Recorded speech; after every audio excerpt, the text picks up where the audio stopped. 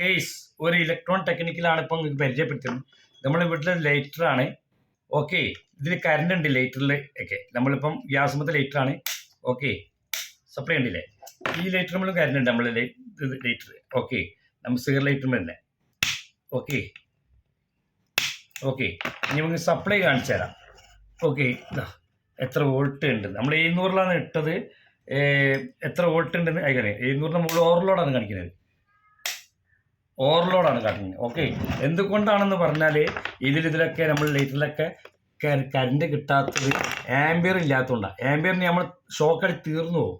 അത്ര പവറാണ്. 1000ന് മുകളിൽ കറണ്ട് ഇതിൽ വരുന്നുണ്ട്. പക്ഷെ എന്താണ് ആംബിയർ, എന്താണ് കറണ്ട്, വോൾട്ട് 250 ആംബിയർ ആണ് കത്തിക്കുന്നത്. നമ്മൾ മൊത്തം വീടുകളിൽ 250 വോൾട്ടുള്ളൂ. പക്ഷെ അത് കത്തിക്കുന്നത് ആംബിയറിനായതുകൊണ്ടാണ്.